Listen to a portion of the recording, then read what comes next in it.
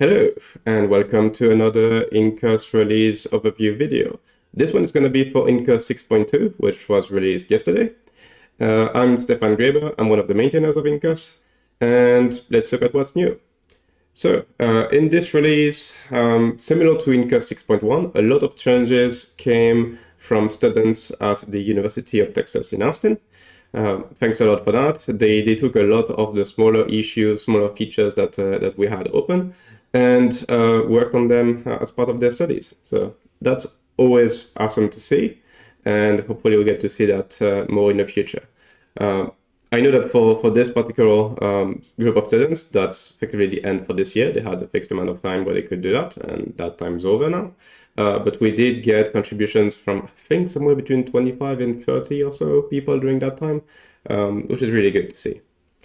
All right, so let's look at what's new. First, a completely new command line tool. So, well, comment within our command line tool, I should say.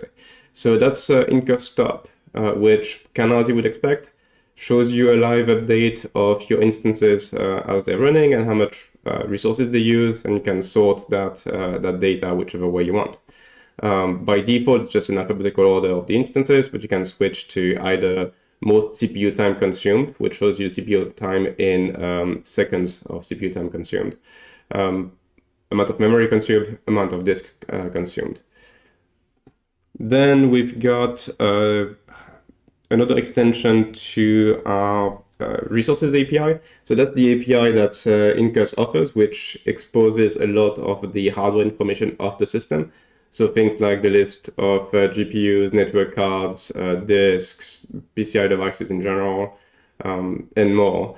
This has been extended a bit in Incus 6.1. You might remember that the system section we can see here at the top has been added to give some information about the chassis that's running on. In this case, it's my laptop. But now what we've added in this release is the next section, which is load information. So that's the number of processes running on the system and the load average, which is the 1 minute, 5 minutes, and 10 minutes averages. This is something that's very useful when, well, first of all, as a way to just monitor Incus without needing to connect directly to any of the servers, so that's pretty convenient. But it's also very useful for internal scheduling and kind of automatic rebalancing of the cluster. So this is information that can be retrieved by our placement scriptlet, for example. So in the scriptlet you write to do your instance placement, you can now also look at the load of the different servers or how many processes they're running. Just a bit of a caveat here. Load averages on Linux are very weird. They used to be very meaningful. They are a lot less so these days. Basically, what they represent is the number of processes that are currently being scheduled, so actively running, or that should be currently scheduled. So an ideal load average is effectively equal to the number of threads you've got on your system. So if you're running a, I don't know, 8-core, 16 threads desktop CPU, your ideal load average for a system that would be running at its peak, so fully utilized, would be 16.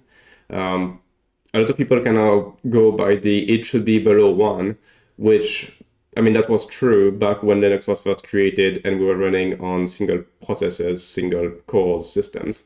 That's not the case anymore. That has changed a lot. Also, there are reasons other than simply not having enough CPU time that would lead to the score exceeding the number of CPU threads. A common one is actually containers, where if you put some very strict resource limits in a container and then say start a fork bomb in that container, the overall system load average is going to climb to potentially several thousands, because technically there are that many processes that are waiting to be scheduled. Now, the limits on the containers means that they never will be scheduled, because if they were, it would actually take the system down. But that can artificially impact the load average. So it's something I need to kind of keep repeating, because a lot of people put kind of too much weight on what this means. But load average divided by number of CPU threads can be a useful metric in some circumstances. So that's why we have it here. All right. Next up, we've got the ability to query access information for instances and projects. So as you may know, we support connecting to OpenFGA to give us very fine-grained access control, both at the project, both server level, project level, and also per instance. So now we have a way to easily query that. In the case of OpenFGA, this depends on a new feature, which is currently experimental, that you need to turn on your OpenFGA server. So that's the list users feature, which is currently being implemented upstream. It should be stable in the next few months. It currently isn't. So if you want this to work with OpenFGA, you're going to need to turn that on. Otherwise, you're going to get an error telling you that you're missing that feature. Now, this also works with systems that don't use OpenFGA.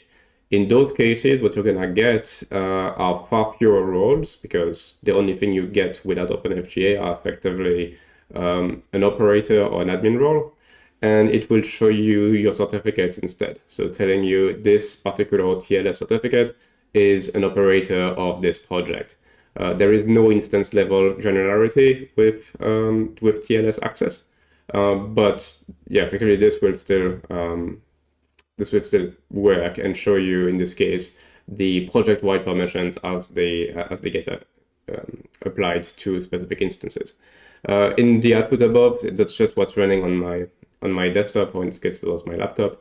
I don't have anything too fancy, but you obviously would have multiple entries. Say I give a user view access across the entire system, it will show up as view across everything. But then if that same user has slightly elevated access rights on the project, then this will impact that project and the instances that belong to the project.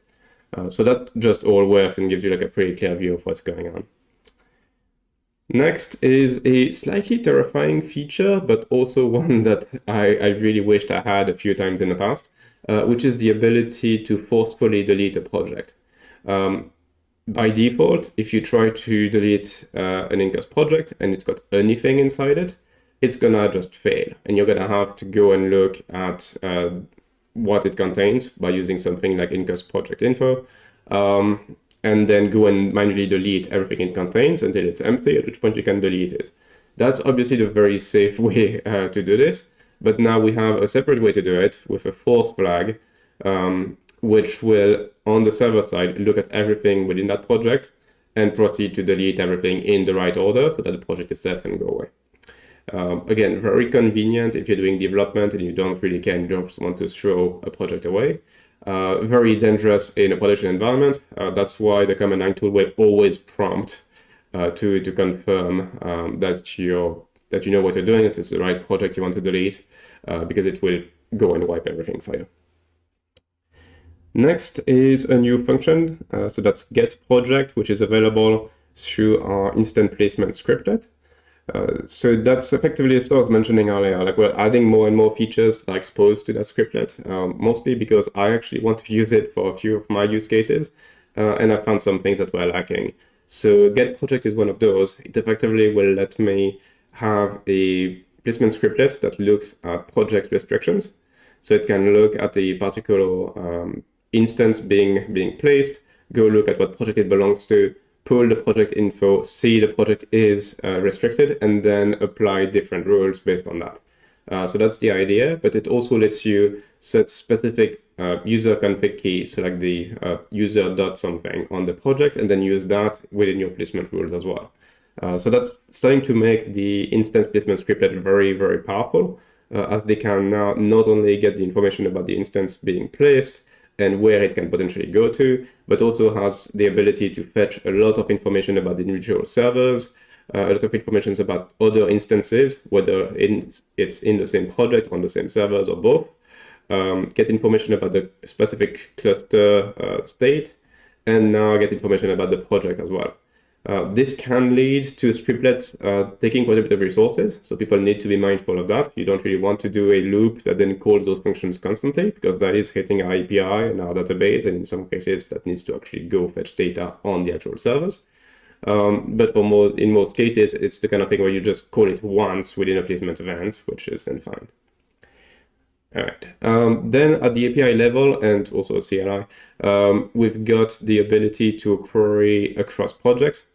So this is something that's been growing over time. It started with just instances quite a while back when Incus was created, I believe. It was then expanded to also support listing all storage volumes across projects, and then images, and then profiles. And I think actually profiles and network zones, those two were added in 6.1. So it's been kind of growing. With 6.2, we're effectively just filling in the gaps. So now storage buckets, networks, and ACLs are all listable across projects, really wrapping things up to the point where everything that is project specific can now be listed across projects. In the CLI, that means you've got -- all projects now available on all of those commands. Next is a small CLI tweak. So now Incus info resources lets you list PCI devices as well. That was information that was in the API for a long time, but was just not showed on the client side, so that's been fixed now. Next up is another small CLI improvement, this time on Incus simple streams. So when adding an image to your simple stream server, it would normally generate an alias for you, which would be based on the distribution release invariant of the image. That doesn't necessarily match with what everyone wants. Some people want shorter aliases, some people just want only their custom aliases. So we've now had a contribution to add 2 new flags. One is no default alias, which just turns off our default alias, and then -- alias, which lets you add extra aliases. So you can call it multiple times to set multiple aliases on the image that you're adding. Next up, back to the Incus command line tool itself. Something that was started in 6.1 and is now complete is the support for reading YAML for all create operations. So if you use like any of the create commands as well as Incus launch or Incus init, they now support reading YAML from state.input. And that YAML represents effectively the state you want the object to be in, and it will then get created and that configuration be applied for you automatically. That makes it a bit easier to script our command line tool, whether it's because it's wrapped in some other language bindings or something, or just in like some other script that you're making. That makes it a bit easier. It also makes it possible to effectively do some kind of API backups by doing config show or similar show commands to get the YAML for a specific object. And then if you need to recreate that on another machine, you can use the init or create command and then feed that back in. Next, we've got customizable columns in the CLI. So that's another one which was started in 6.1 and completed in 6.2. I don't actually remember exactly what commands got done in which, but at this point, every single list commands we have supports the -- column flag to or -c for the short version, which then lets you specify exactly what you want to see. In some cases, there are no extra columns, so it's just a way to see less of them. But it's particularly useful for scripting, because if you just do a single column, say the name of fingerprint, and then you do CSV output, then it's conveniently like the immediately iteratable list you get out of the CLI. So that's very convenient.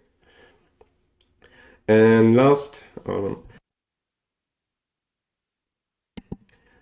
lastly, we've got something else not very visible, which is automatically generated documentation. So we've been going in that direction for a while, where we want our command line, our code commands to turn into docs for us.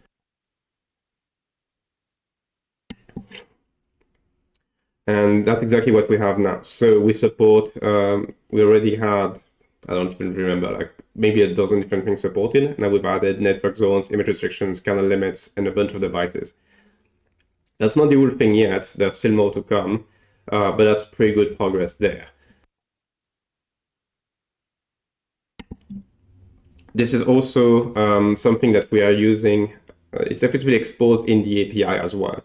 So if you're making a web UI, for example, the fact that we're moving those that generated documentation from, well, the documentation from being static markdown used to generate web pages to being within the code means that you can get that information about the list of config keys you can use and their potential values, default values, or that kind of thing directly from our APIs to the metadata endpoint. So it's very useful. Sorry about that. So that's it for the overview. Now let's go into the terminal and try some of those. All right, here we go.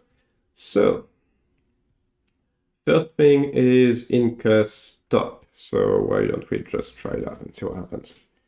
Okay, so that's what's currently running. It actually shows it in this case across project. There's a lot more flexibility we need to add to that command. In this case, actually showing the projects, having all projects flagged, doing that kind of filtering. We need to also support remote servers, which currently doesn't. There's a few more tweaks, but that's a good first step. You can choose the refresh delay. With the D commands, you can do D3, more like 10 seconds. I can change the sorting order, so I can do by CPU. And now we can see that obviously my kernel testing VM is using the most CPU. Actually, the first 3 are virtual machines, containers use a lot less, so that's what we see showing up there. And yeah, that's it for the initial pass at Incus stop. That's a command that still needs, that quite naturally is going to grow a fair bit over time. But that's a good first step. And the nice thing with it is that it uses our metrics API. So it doesn't use anything new. It also doesn't hammer our API. It only calls a single endpoint every time it refreshes to fetch the same metric that a Prometheus or the Prometheus server as part of the Grafana stack, for example, would use to get that information. Next is the extension to the resources list. Actually, we can do both of them at the same time. That might as well. So if we go look at that, system info that was last released, that's fine. Now we've got the load average showing up. So number of processes and average load on the system. And if we scroll down towards the bottom, we're going to see the other things was added, which are PCI devices. For PCI devices, things that are pretty useful in the output are NUMA nodes and IOMMU groups. So if you're doing PCI pass-through to virtual machines, that's really going to help you figure out whether it's going to be possible, figure out what might be preventing pass-through, but also figuring out what's the best configuration. Like if you've got 2 NUMA nodes, trying to pass things that are on the same NUMA node as your instance, effectively. All right. What do we have next? The ability to show access info. So, all right, if I go here and I don't know, let's see who can access the sysinfo container. It's me. Yeah, no big surprises there, obviously. But yeah, that's how it works. So we can do project info. Do I have a demo project still? If I do. Okay, I guess I don't. Default. Yeah. So that works live. I could try to add some access to show you how that looks like. So if I do OpenFGA, store ID. Okay. So FGA, right, I'm gonna mess up the syntax for sure. This thing is not the most obvious. Store ID, there we go. Say user foo scriptlet. I want to have view permissions, and let's do that server wide. Viewer probably. No. If it's okay, so it is the right syntax. So I made it a global user now. So if I do show access, okay, now we can see user on that project. That's fine. And I could do, so I could remove that. Okay. Actually, no, I can just do something else. So let's do bar. And bar, let's make bar an operator on my project. So it's project, that's default I was looking at. There we go. And then do bars and give bars, I think it's viewer. Instance, and we want default slash, which one was I don't remember which one I was looking at earlier. Sysinfo thing, so it's just sysinfo. There we go. Okay, so now if I do project info, we can see that SQL bar and foo all have access. Foo has access through the server. It doesn't mention it, but that's how that access was propagated there. Bar has access because it's got direct project access, and we don't see bars because it only has access to the one instance. So for that, we need to go look at the instance itself here, And then we see everyone in there with bars having viewer access. So that's how that works. It pulls that data, as you can see, directly from OpenFGA. So I'm removing that one. Who was the global user, I think. So Incus. Yeah, and bar was a operator on project default. Okay. All right, so that should have cleared everything. Yep, just back to me. So that's how that works. As I mentioned I just mentioned earlier, it does also work for TLS. Just my machine is configured for OpenFGA. So if you don't have OpenFGA configured, it should show you the information for your TLS certificates instead. All right, next is the ability to do a forceful project deletion. Let me check if I still have a demo project. I don't remember. No, I do not. Okay, so let's create a demo project. Okay, let's give it a functional profile. So let's do profile edit default project demo. Okay, and then just do the simple thing and launch a single instance in that project. Okay, so if we go look at the project now, we can see used by has 3 things. The default profile you never need to delete, that just goes away, it's fine, because you can't actually delete it yourself. But the instance and the image would be 2 reasons for that project to be held up. So if I go and try to delete it, it tells me, no, you can't. But if I tell it, actually, I still want to, it's gonna go and delete everything and it's gone. So that's how that works. Pretty straightforward. Be careful because there's no really any coming back from doing the force command.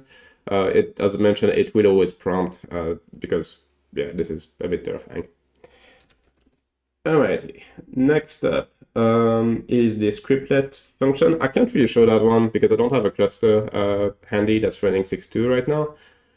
And you can't really test that locally because obviously it's always going to place things on your own machine, so it's never actually going to call the placement scriptlet. So I think I'm going to do a full video once I get to actually start using the instance scriptlet on my servers and have a bit more experience with what's possible with that language and with those features. But that function is now available for anyone who's doing that already. Cool. Next up is querying objects across projects. So again, you could do this for a while. So list all projects. That's fine. If I just do a bit less, there we go. It lists across all my projects. Same is true for things like images. Oops, image list. Okay, that works across project too. Then we have profiles already working like that. Okay, that's fine. But now we also have things like storage buckets and I think networks technically too, but on a single system, it's not going to show you anything useful. I don't think I've got any storage bucket that's in a different project, but we can try. Default. Yeah, I don't actually have any storage bucket at all, so that doesn't really work. Network ACLs were the other ones, but I'm pretty sure that's also going to be boring. Huh. Okay, that feels like a CLI bug that should have worked. I think zones work, right? For all projects. Come on. What's going on here? Oh, okay. That's what's going on. There we go. Okay, the error is just a bit bad. Not sure why the CLI reacts that way. So anyway, that works too, but I don't have anything outside of the default project, so it's not particularly visible. But yeah, effectively, we have that API now for every single thing in our API, and the CLI also supports it. Makes really any administrator of a large scale deployment of Incus, that makes your life a lot easier. Next up is Incus simple streams. I've not actually used it in a while, so let's see. Let's do that. Incus simple streams add. So hopefully I've got something I can add just to have some demo files in here. Yeah, rel 9. It actually has both files, so that's convenient. So let's do that. Demo rel 9 qcard. Okay.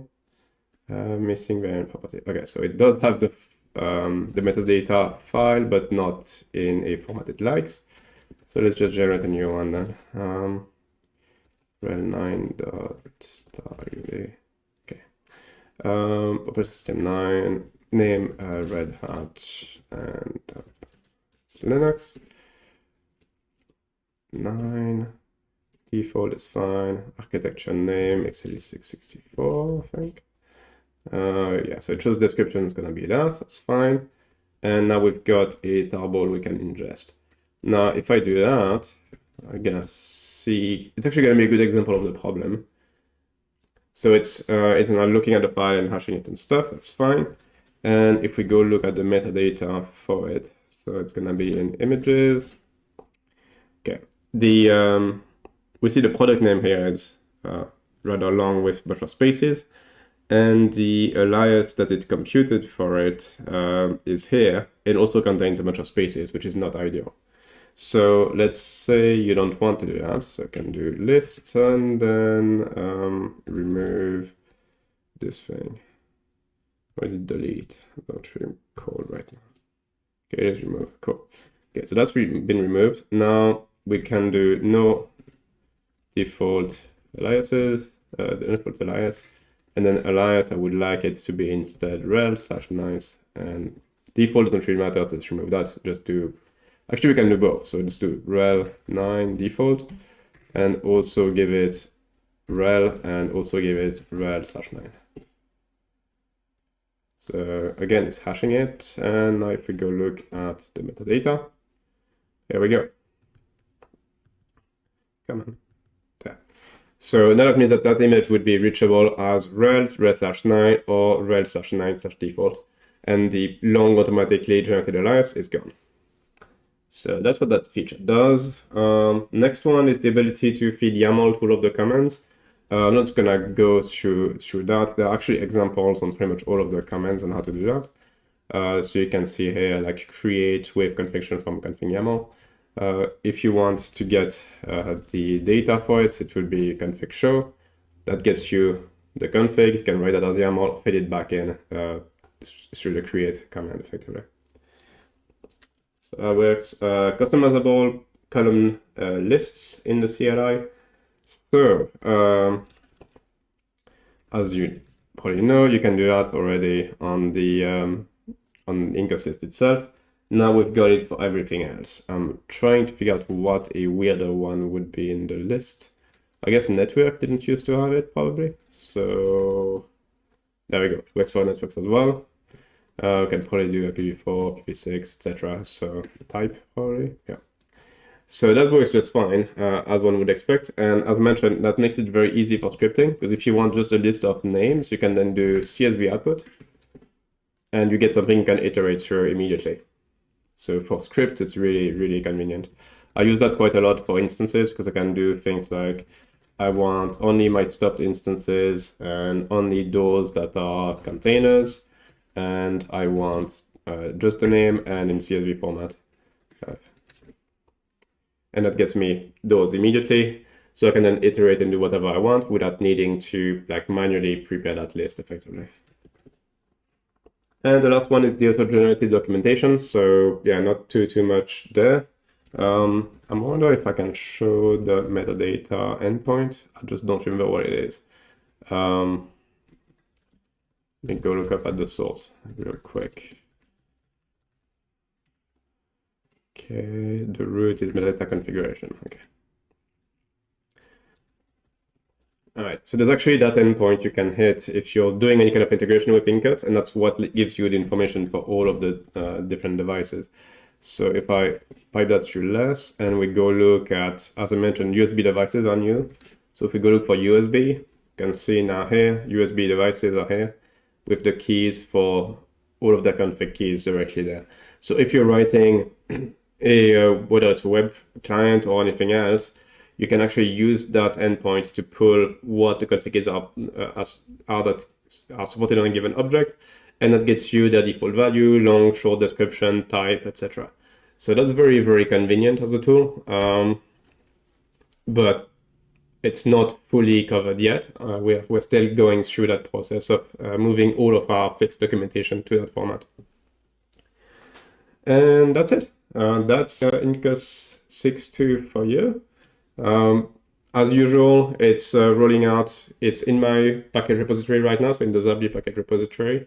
It's available for live demo on the website, and it's going to be rolling out in the other different distros as soon as the different maintainers get to it. For those running production environments on 6.0, I'm not forgetting you. We've got 6.01 that's going to be released probably next week, if not the week after, which is going to include pretty much everything until now. The cutoff for an LTS is usually like bug fixes. That's really the thing. Well, security fixes, obviously. Bug fixes, for sure, until the next LTS is out anyways. And then select minor usability improvements. And so far, everything that's been in Incus 6.1 and 6.2, in my mind, qualify as minor usability improvements for that LTS. We're getting less and less aggressive on what makes that cutoff point as we go further into the releases. So when you come to like Incus 6.10 or something, we're not going to be backporting very much of that into the LTS. But in those early days, more things will make it through. So Incus LTS 6.01 is effectively going to be very, very similar to what's in 6.2, except with the added delay and testing and validation of the LTS.